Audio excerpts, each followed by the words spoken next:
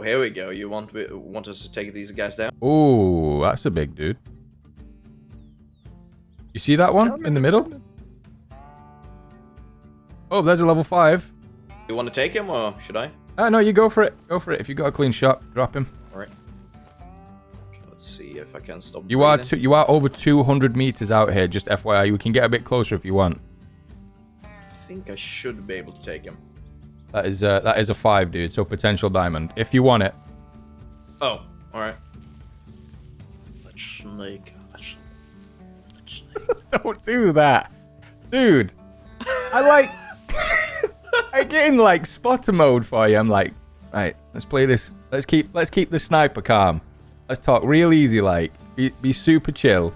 Get him all ready to line up his shot, and then you just go. I'm going to take that. Not finishing that sentence. You know where I was going with it. Look at you with that backpack on. Me? Yeah. Yeah, you like it? Yeah. From Walmart. Like a turtle. Did you keep your eye on the 5? Walmart. Did you keep your eye on the 5? Walmart. Fisk, you're useless. You had one job. Keep your eye on the 5. Oh, I looked at you. The Walmart backpack. Where's the 5 gun? Right, let's go that way. If I could ping to you right now, I would. Southwest. Head southwest away from that wind. Right, there's the 5. Oh, you got a beautiful shot here, Fisk, if you want it. Yeah. Oh, this is so good. Oh, this is so good. We got a lion coming in behind him, so might want to... All right, where is he? Oh, yeah, you do as well. Oh, she's coming in quick. Oh, which one is it? Wait, hold on. Let me try and mark it for you. That guy. Yep. Oh, I don't see the tag. Is it a pink one? The second one in the middle, and that guy, yeah. Just keep eyes on him. Keep eyes on him. They'll come back. Keep your eyes on him. They're coming towards me. The lion spooked them. Yep. That one's a dark one there. I got my eyes on him though. A lot of them are running at me. You have eyes on the 5? Stupid lion. They're running right underneath No, me. I haven't tagged.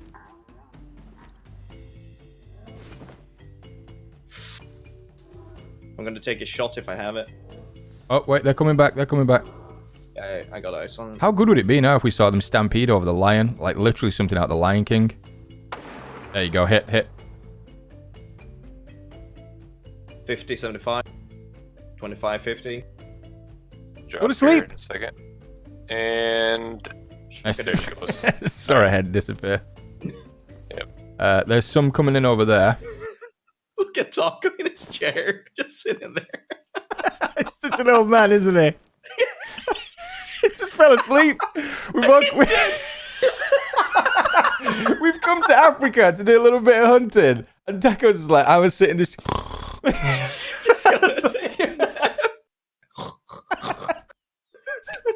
Wake up, old man. Taco!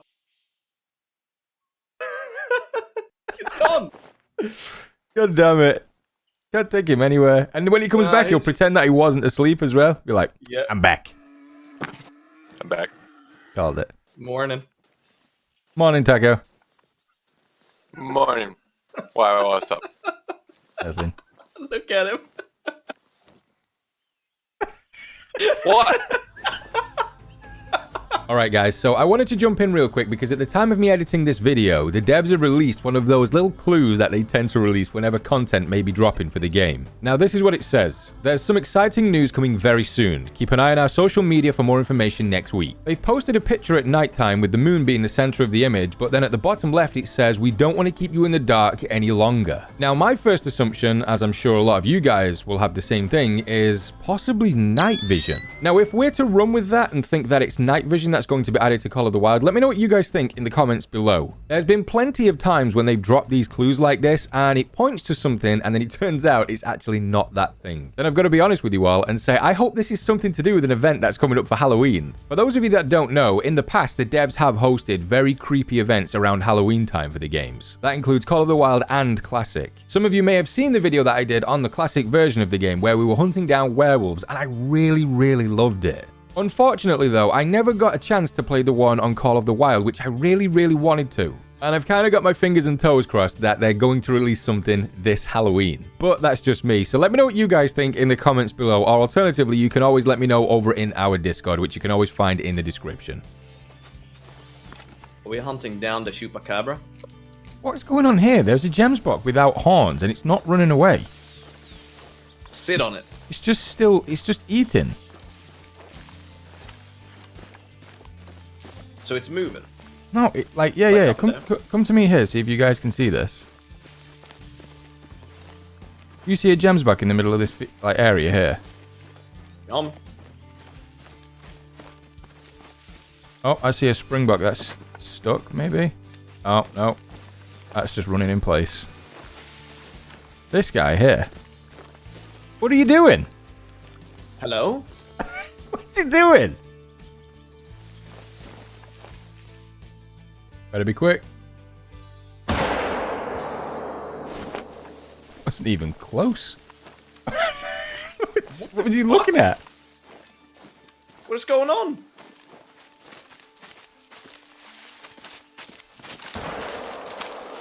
Something wrong.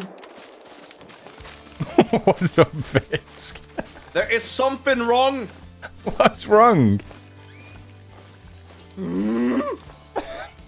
What's happening? That should have been a hit. But I got that one though. Oh wait, yeah, you smacked this one too. I didn't realize. Where did it go? Where did what go? Did you take? I dropped it. You took her. Yeah, I didn't know. Not the lion, the springbok. Yeah. Yeah, no, I totally yoinked that. I shot that one. I dropped her. That was the longest beat ever. Oh, there we go. Ooh, nice shot. I just saw the blood come out. Oh, look at that. See it? Right in the spatula. Yeah, straight through the spatula. What is it? A black-brown springbok. It's a nice fur type, though. I like that. The little stripe. Straight down the ribs. What's up with your neck? What's up with your neck? What? Oh, dude. Oh. No. Oh, As in, God. no. What happened? Oh, God, Finn. What's wrong with my neck? Taco, look at Fisk's Oh my neck. God. What's going on? You have some kind of fucking growth coming out of it. Oh, help me. We gotta get you in We gotta get you to a doctor's immediately, dude. immediately. You've got another chin growing out of your neck. Is it gone? So, Taco. What? Why does he automatically think I'm going to say something bad? Taco, What? you said you had a cool story to tell me yesterday? I'm not telling it now. You're getting make fun of me. You already made fun of me today. I don't want to be made fun of I'm more. sorry, Taco. You need a nap? what- Are you getting what's the cranky? I don't need a nap. It's been awake for 10 minutes and it's cranky because It's too much. So you know how I started listening to podcasts of true crime shit. Yep. So the what is it? Crime Junkies is what it's called, podcast. And you know how I get obsessed with it. So when I get in something, I get in deep and I just start freaking listening like crazy. So I was listening on Tuesday morning, driving in, and I go and work early in the morning, right? And it was raining and shit, and start listening to this podcast, and they do such a good job telling the stories that I freak myself out so much that I bent down next to the window to grab something, and I look up and I expect to see like eyes staring at me, right? So I freak myself out, and what do? I run outside, turn all the lights on outside, and I grab a knife and keep it in my back pocket the rest of the day until people show up in the office. I have a fucking knife ready to go in my pocket. Freaked out that I'm gonna be fucking kidnapped. Yeah, but True crime stories. you must have a crazy imagination, though, if your brain's making you feel like that. Oh, it's love it. ridiculous. I love So that. ridiculous. I've done that so many times to myself, though. I've told you before that, like, in my house here, right, we have a window cut out into the kitchen through our stairwell. And if I shut the lights off and I'm going upstairs to bed, if I think about the wrong thing, I'll run up the stairs just to get up as fast as possible. Everybody does that, though. That fear of the darkness. Yeah, everybody does that. Yeah, my mind played tricks on me, and yeah, so like I said, I had a fucking box knife in my back pocket the rest of the morning until people started showing up. I can't believe listening to a podcast has made you arm yourself because you fear for your own life because of somebody else's story. Me and Taco were talking about something just before you got on, Fisk.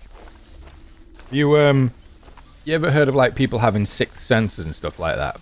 Yeah. Not sixth senses in the way of like, well, it can be that, like detecting the paranormal, but we were talking more along the lines of whenever there's a storm brewing where I live, I get pressure headaches, like in my temple. And like you've heard, I don't know if you can hear it, I'm having a lightning storm right now. Taco said the same thing. Like, what was yours, Taco? What did you used to have? When I was a kid, my knees would start aching if a storm was coming in. I've heard that people actually get that. Yep. Do you have anything like that? No. Okay. No. My mum has like a weird sense for when something bad's going to happen. Really bad though. You know, like worst case scenario, like death. Yep. She gets like really sick or upset. Like she gets very emotional and then she goes, something bad must happen. And that was actually... Sorry for interrupting. Keep on going. I'll tell. No, that's it. That's what I was saying. She just gets very upset and like she gets a sickly feeling. And then it's like worst case scenario, someone will have passed away that she knows. So I think it was about 10 years ago, my cousin, he died. And when I woke up that morning, I just felt something was wrong. Mm-hmm. And then when I heard about it, it's like, oh, someone was found in it's like the lake. And I was like, okay, I know who will attack it. It's someone I know. Oh. I believe in that. I absolutely believe in that. Like we have that weird what do you call it? Sense. Wouldn't be a sixth sense. Well, yeah, I guess it would, wouldn't it? It'd be a sixth sense. Yeah. For like weird stuff like that. I absolutely believe in it. It's like your what's that one called where you have like a survival sense? What they call it? The caveman sense or whatever it is, where you have your back to something and it makes you feel safe. So your back's not exposed. Similar to that, isn't it? Like you get that weird feeling that you have. Primal brain, is it? It's a what? The primal brain? No, it's absolutely not called primal brain, but it's something. I'm sorry, Biz. No, it is something like that. It is absolutely something like that. Yeah. A primal sense, basically. Yep. In general, I feel very uneasy when it's usually upstairs in their home. It's like creepy you always feel watched. Okay. My ex-girlfriend was sleeping there as well, and she, I think it was like sleep paralysis for her though. She felt someone crawl up on top of her when she was like awake. Ooh. Yeah. But there's a few stuff, like Egil was working for the postal office, and he was up early in the morning to eat breakfast, and he thought he saw something in the corner of his eye. And he looked there, it's like it wasn't anything there, and then the dogs went into the hallway, just starting bark at nothing. So he told him to stop, and then he saw something that's like lean out from the wall behind the it's like hallway. What? And this was in Egil's house? Yeah, his parents' house. Oh. And there's things disappearing there and then reappearing in different places. There's the stuff that gets rearranged. It's fucked up, dude. That's a straight haunting there. Yeah, that's awful. I'm so into all that stuff. Taco, you probably know as well now. It's like whenever I go down a rabbit hole with things like supernatural or like weird things just to read about, or even like the crime stuff, I love reading about it. Like I'll read about it for hours. The problem is, these people when they set a goal, especially like the TV shows or even the YouTube channels, whatever it may be. I've even seen Twitch streams, people doing it. They go out looking for the supernatural. They go out looking for evidence, which is that's fine. That's fine. You're trying to do a scientific thing. You're trying to work out if they exist. Cool. Now, my question is, why when you find something, is your first instinct when there's like 3, 4, or 5 of you? I can understand if you're on your own or maybe 2 of you. But why when there's 3, 4, or 5 of you, like a whole crew, do you go sprinting in the opposite direction of the evidence you've just found that could be supernatural? It really gets under my skin. Like, I watch it, obviously, like a lot of the TV shows, the YouTube things, they find it. If I was in a group like that and someone started running, I would run too. Yeah, but why? Because you're trying to find out evidence. I understand, like, the panic. I totally get the panic. But why would you just go running in the opposite direction? Because let's say you heard a ghost. Let's say we were doing an EVP session right now, right? If anybody doesn't know what that is, it stands for electronic voice phenomenon. You use a recording device and see if you can pick anything up on a certain frequency. So if we did that now, and we just stood, like, everybody stand still. And then something came through. Fisk. Billy. You heard that. Billy. I highly doubt if three of us, I mean, Taco probably would. He'd probably be armed with a box cutter, but if all three of us were there, we wouldn't run off. I'd be so focused on trying to find out how you got that on that tape, or what made that noise, because it wasn't any of us. Right. I mean, it's all depends on the situation. I'm not saying That's that. Like, the thing, though, like, I haven't had anything happen to myself except like feeling looked at, or watched. That's the Lion, only thing attack it!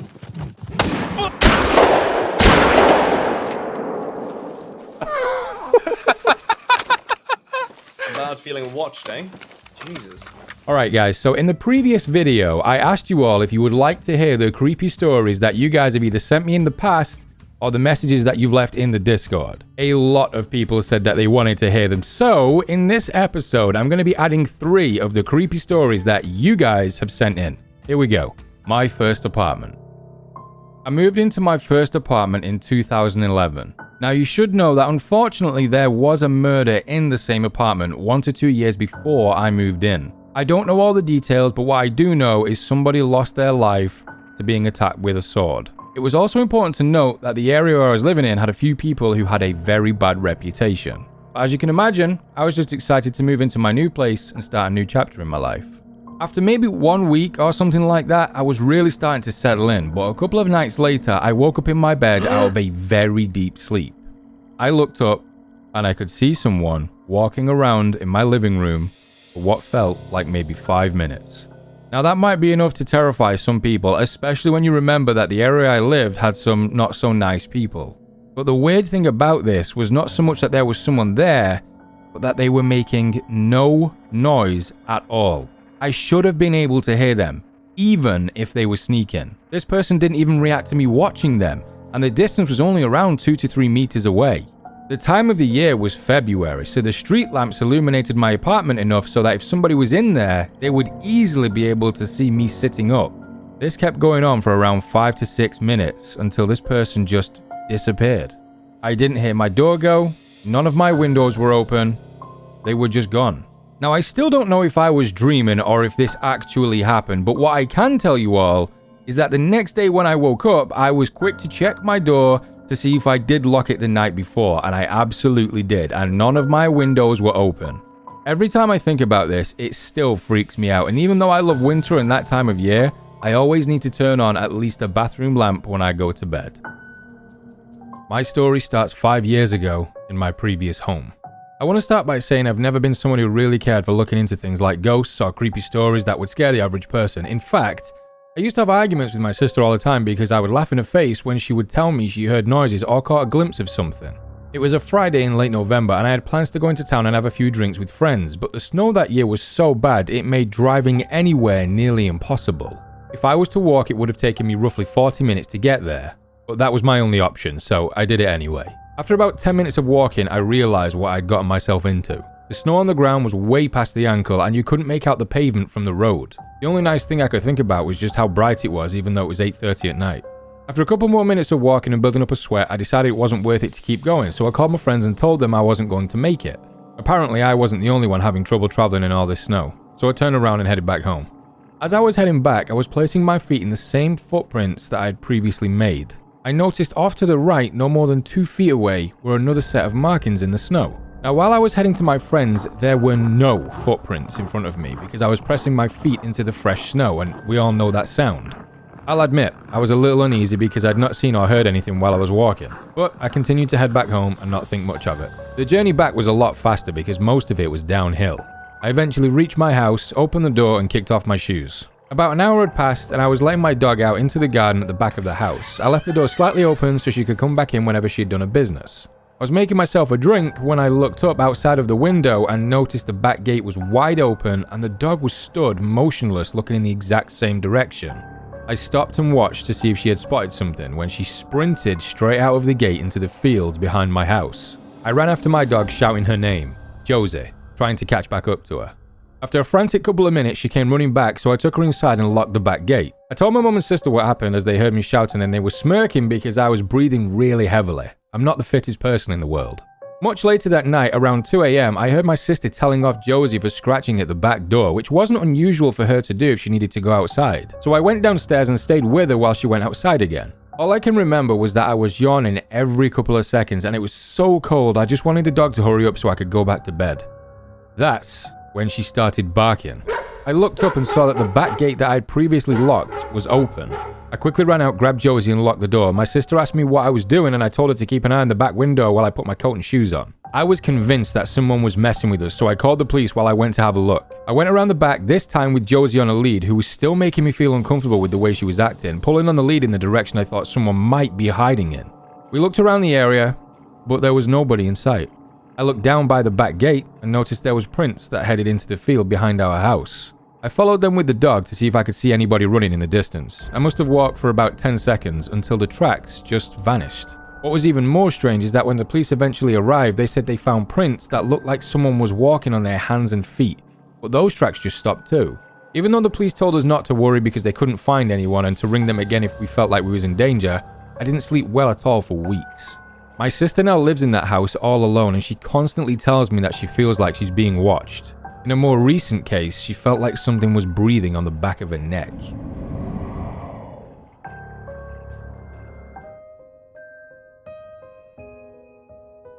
When I was younger, me and my friends used to play in an area with an abandoned house. My dad was always telling me not to go in there because it was rotten and I could fall through the floor. One day, me and my best friends, Mike and Sean, went into the house and they told me to start counting while they hid. So I went into a room, crossed my arms in front of my eyes and started counting to 100. I was coming up on 60 seconds and I could hear footsteps shuffling from behind me, so I stopped counting and I said, "I can hear you." I didn't get a response and I didn't hear anyone try and run away, so I just continued to count. 97, 98, 99, 100. I started looking for them in the two rooms that were closest to the one I was counting in. I knew I'd seen an old wardrobe in one of the rooms that we'd looked through before, so I was almost certain that the person I heard behind me while I was counting was hiding in there. I grabbed the only handle that was left and pulled the wardrobe wide open, but nobody was inside. I started to slowly tiptoe out of the room to see if I could catch someone making noise, when the wardrobe door I just opened slammed shut behind me. I still remember how badly my hands were sweating after the wardrobe door slammed shut and constantly checking over my shoulder to see if it was one of my friends. I started to look around the room I was in and there wasn't much furniture apart from pieces of broken chairs and strips of wood, so I left back into the hallway and continued looking for my friends. I was just about to reach the stairs to head down when I saw the attic door string was swinging back and forth. Immediately after I noticed the string, I heard footsteps coming from above me.